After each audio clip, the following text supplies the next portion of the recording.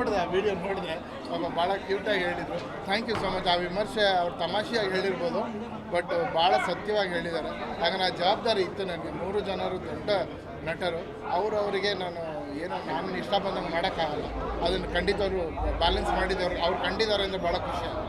Sir, ಇದೆಲ್ಲ ಹೊರತುಪಡಿಸಿ ಅರ್ಜುನ್ ಜನ್ಯ ಅವರು ಈ ರೀತಿಯಾದಂಥ ಕಥೆಯ ಮುಟ್ಟೋದಕ್ಕೆ ಅವರ ಪರ್ಸ್ನಲ್ ಲೈಫಲ್ಲಿ ಆದಂಥ ಕೆಲವೊಂದು ಡಿಸ್ಟರ್ಬೆನ್ಸು, ಅಂದರೆ ನಿಮ್ಮ ಸಹೋದರ ಸಾವು ತುಂಬ ಮಾಡಿದ್ರಿ ಅಂತ ನಿಮ್ಗೆ ಅದೇ ಯಾಕೆ ಅಷ್ಟೊಂದು ಕಾಡ್ತು ಅಂತ? ಅಲ್ಲ, ಅದೇ ನಾನು ಹೇಳಿದ್ನಲ್ಲ, ಅದು ನಮ್ಮ ಅಣ್ಣನ ಕಳ್ಕೊಂಡಾಗ ನನ್ನ ಕೈಯಲ್ಲಿ ಇದೇನು ಗರುಡ ಪುರಾಣದ್ದು ಶಾಸ್ತ್ರಗಳು ಮಾಡಿಸಿದ್ರು, ಆ ಶಾಸ್ತ್ರಗಳು ನನ್ನ ತುಂಬ ಹಾಂಟ್ ಮಾಡೋಕ್ಕೆ ಸ್ಟಾರ್ಟ್ ಆಯ್ತು. ಯಾಕಂದರೆ ತುಂಬ ಹತ್ತಿರದಲ್ಲಿದ್ದರು ನನಗೆ ನಮ್ಮ ಅಣ್ಣ.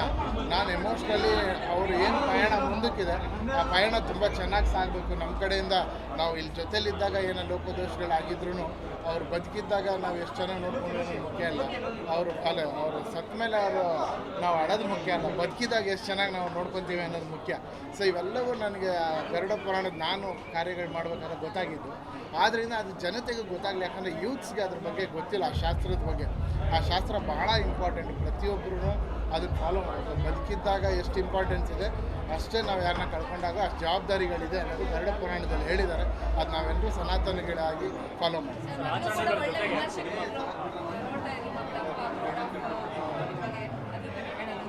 ಭಾಳ ಸಂತೋಷ ಆಯಿತು. ಯಾಕಂದರೆ ಈ 3.5-4 ವರ್ಷದಿಂದ ಫ್ಯಾಮ್ಲಿನ ಭಾಳ ದೂರದಲ್ಲಿ ಇದ್ಬಿಟ್ಟಿದ್ದೀನಿ. ಅವ್ರುಗಳು ಏನು ಕಂಪ್ಲೇಂಟ್ ಮಾಡಿಲ್ಲ, ಅವರು ಮಾಡಲಿ ಅಂತ ಬಿಟ್ಟಿದ್ರು. ಬಟ್ ನನ್ನ ಮಗಳು ಫಿಲ್ಮ್ ಮೊನ್ನೆ ನೋಡಿಬಿಟ್ಟು ಭಾಳ ಖುಷಿ ಪಟ್ಟರು. ಭಾಳ ಸರ್, ಮೂವಿ ಜೊತೆಯಲ್ಲಿ ಈಗ ಮ್ಯೂಸಿಕ್ ಅದ್ಭುತವಾಗಿ ಮೂಡಿಬಂದಿದೆ. ಒಂದು ಹೊಸ ಜಾನರನ್ನು ಕ್ರಿಯೇಟ್ ಮಾಡುವಂಥ ಪ್ರಯತ್ನ ಏನಾದರೂ ಮಾಡಿದೆ? ಖಂಡಿತವಲ್ಲ ಸರ್. ಈ ಕಥೆನೇ ತುಂಬ ಹೊಸದಾಗಿರೋದ್ರಿಂದ ಮ್ಯೂಸಿಕ್ಕು ರೆಗ್ಯುಲರಾಗಿ ಮಾಡೋಕ್ಕಾಗಲ್ಲ, ಒಂದೊಂದು ವೆರೈಟಿನಲ್ಲೇ ತೊಗೊಂಡೋಗ್ಬೇಕು. ಅದರಿಂದ ಭಾಳ ಟೈಮ್ ತೊಗೊಂಡು ಮ್ಯೂಸಿಕ್ ಕೂಡ ಮಾಡಿದ್ದೀನಿ. ನೀವು ಅಬ್ಸರ್ವ್ ಮಾಡಿದ್ರೆ ಉಪ್ಪಿ ಸರ್ ಟ್ರ್ಯಾಕೇ ಬೇರೆ ಇರುತ್ತೆ, ರಾಜ್ ಸರ್ ಟ್ರ್ಯಾಕ್ ಬೇರೆ ಇರುತ್ತೆ, ಶಿವಣ್ಣಾಗ ಒಂದು 2-3 ಟ್ರ್ಯಾಕ್ ಇರುತ್ತೆ, ಕೊನೆ ಕ್ಲೈಮ್ಯಾಕ್ಸಲ್ಲಿ ಬೇರೆ ಥರ ಇರುತ್ತೆ. ಸೊ ಭಾಳಷ್ಟು ಕೆಲಸ ಮಾಡಿದ್ದೀನಿ.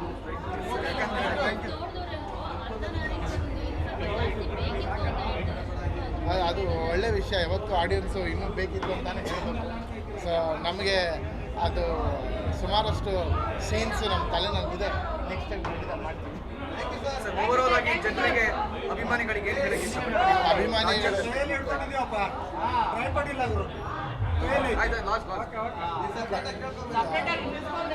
ಓಕೆ, ಥ್ಯಾಂಕ್ ಯು ಸರ್, ಒಳ್ಳೆಯದಾಗಲಿ.